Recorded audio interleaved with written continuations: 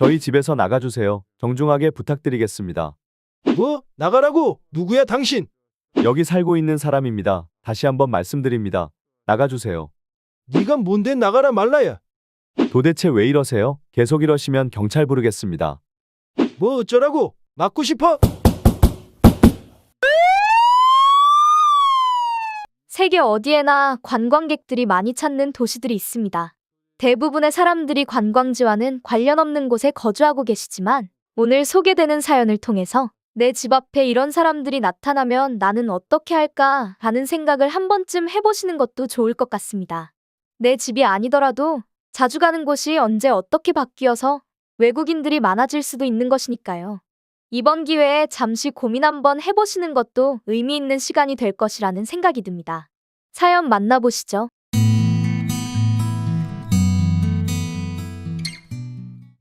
저는 교토에 살고 있는 평범한 일본인입니다. 교토는 전 세계 사람들이 찾아오는 유명한 도시이죠. 저뿐만 아니라 이웃들이 겪는 고충이 심각합니다. 이 문제를 그냥 방치할 경우 여기에서 일어난 한정된 피해가 아니라 다른 곳까지 퍼져나갈 수 있죠.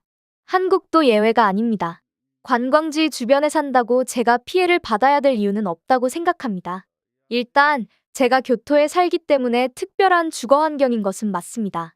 그렇다고 해서 최소한 평범한 환경에서 살고 싶다는 생각이 욕심은 아니라고 생각합니다.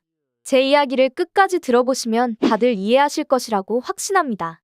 사실 몇 년 전만 해도 교토에는 유럽이나 미국 쪽에서 관광을 온 사람들이 많았습니다. 그리고 그 수도 많지 않았죠. 2010년쯤만 해도 관광객이 많지는 않았는데 2010년대 중반에 들어서면서 엔화가 많이 저렴해진 시기와 맞물려 지금까지도 많은 관광객들이 교토로 몰려옵니다. 그리고 그들이 와서 지역에서 소비하고 가는 액수도 상당해 교토 경제에도 많은 도움이 되죠. 저 또한 관광객들이 많이 찾아주는 게 싫은 것은 아니지만 매우 싫어질 때가 있습니다. 게다가 그런 마음이 생각보다 자주 들죠. 지금까지 제가 예민하고 이상한 사람이라고 생각하시는 분도 있으실 수 있다고 생각합니다.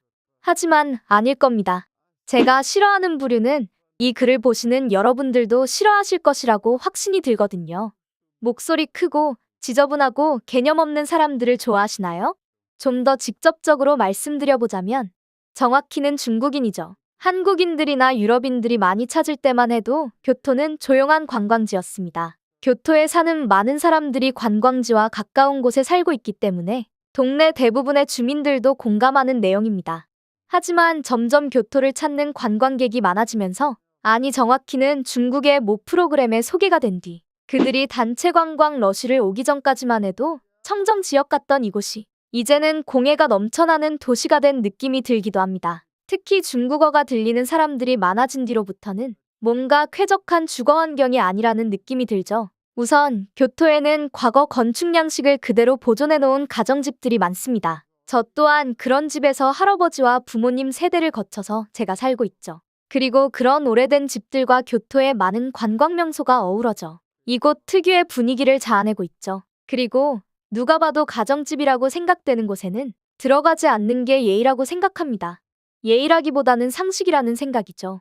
하지만 중국 사람들은 집 현관 앞까지 들어와서 사진을 찍어가는 경향이 있습니다. 아마 다른 데서는 못 보던 외관을 하고 있기 때문에 어느 정도 이해를 못하는 바는 아니지만 이곳은 정말 오래전부터 터를 잡고 살아온 일본 사람들이 실제로 거주하는 곳입니다. 그 중국인들에게 당신네 집 현관 앞까지 와서 사진을 찍어가면 좋겠냐고 한번 되물어보고 싶습니다. 그래도 정말 많이 양보해서 사진까지 찍어가는 것까지는 충분히 이해한다고 치고 넘어가더라도 더 큰 문제가 있습니다. 많은 사람들이 관광을 오게 된 뒤로 길거리에 다양한 먹거리를 파는 상점들의 숫자가 아주 많아졌습니다. 주거와 밀접한 환경이어도 관광지를 가는 길에 있는 집들은 거의 1층을 개조해 상점으로 바꾸어 장사를 하고 있죠. 제 주변 사람들도 그렇게 장사를 해서 관광객을 상대로 수익을 올리는 사람도 많죠. 그런데 문제는 그게 아닙니다. 돈을 벌기 위해 1층을 상점으로 개조해서 장사를 한다는 걸 욕하는 게 아닙니다.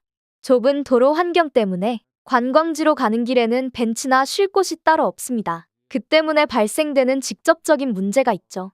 벤치를 설치하고 싶어도 그렇게 하지 못할 정도로 공간이 충분하지 않기 때문에 그 불편들은 관광객들에게 돌아갈 테죠. 그런 점을 모르는 것은 아니지만 유난히 중국인들은 남의 집 앞마당에 들어가서 휴식을 취하곤 합니다. 일단 들어온다는 것 자체도 문제가 되지만 들어와서 워낙에나 시끄럽게 떠들어야 말이죠. 집 안까지 그 특유의 귀를 찌르는 듯한 목소리가 들리고 앞에 있는 노점에서 아이스크림을 사오던가 모찌를 사오던가 한 뒤에 그걸 먹고 나서 쓰레기를 그냥 마당에 버리고 가는 사람들이 너무나 많습니다. 제 이웃은 집안에 작지만 예쁘게 정원과 연못을 만들어 그곳에 많은 정성을 들여 환경 관리를 하는데 한 중국인이 녹차 소프트 아이스크림을 먹다가 남기고서는 그걸 그냥 연못에다가 버려버려서 작은 물고기들이 폐사하고 식물이 썩어나는 피해도 받았습니다. 교토의 대부분 가정집에는 한문으로 명패를 걸어놓기 때문에 누가 봐도 가정집인 게 보입니다. 중국인들이 한자를 모르는 것도 아니고 버젓이 명패에 이름이 써있는 가정집인 걸 알면서도 그렇게 남의 주거 환경을 침해하는 행위를 이어가고 있습니다. 이런 사례들이 너무나 많아져서 교토 시민들이 현실적으로 불가능하다는 것을 알지만 관광로 이외의 길에는 출입을 못하도록 하자는 통행 제한 조치 조례를 시에 제안했을 정도입니다. 이쯤 되면 얼마나 교토에 거주하는 원주민들이 스트레스를 받아 하는지 아시겠나요? 이제는 길 가다가 중국어만 들리면 원주민들의 표정이 일그러지기 마련입니다. 그들은 자기들이 마치 중국인인 걸 자랑스러워하듯이 주변에 있는 사람들에게 존재감을 알리듯 아주 시끄러운 소리로 말을 하기 때문이죠. 저희 마을의 젊은 일본인 친구는 이런 행태에 참다 화가 난 나머지 중국인들이 집 마당으로 들어와서 사진도 찍고 시끄럽게 떠들며 쓰레기까지 버리는 최악 3종 세트 중국인들을 발견하고 당장 뛰쳐나가 집에서 나가라는 손짓을 했습니다. 하지만 그걸 본 중국인은 대체 당신이 누군데 자기들 보고 나가라고 하는지 시끄럽게 항의를 했고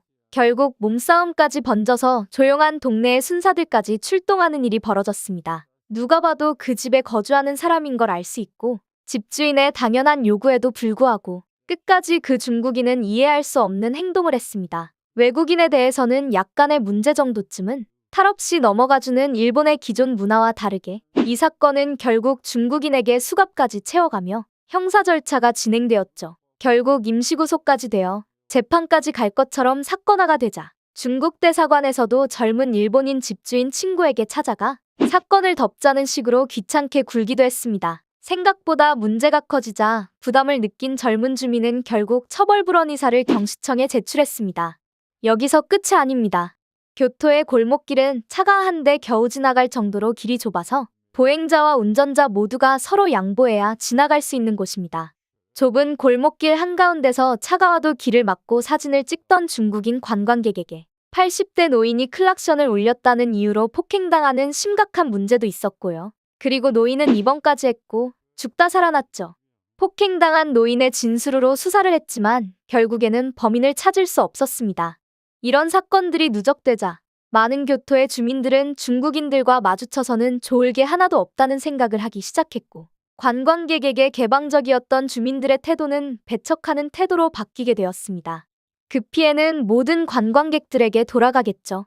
이 글을 쓰는 지금도 많은 사람들이 그들의 무지한 행동에 고통받으며 불편하게 생활하고 있습니다. 부디 교토시에서 해결책을 내주기를 주민들은 한없이 기다리고 있습니다. 그리고 이 글을 세계의 많은 사람들이 읽어주기를 희망하고 있습니다. 언제 어떻게 여러분들이 사는 동네가 중국 TV 프로그램에 소개돼서 하루에 수천 명씩 놀러올지도 모르는 일입니다. 그때는 이렇게 뒤늦게 호소해도 늦어버린 뒤겠죠.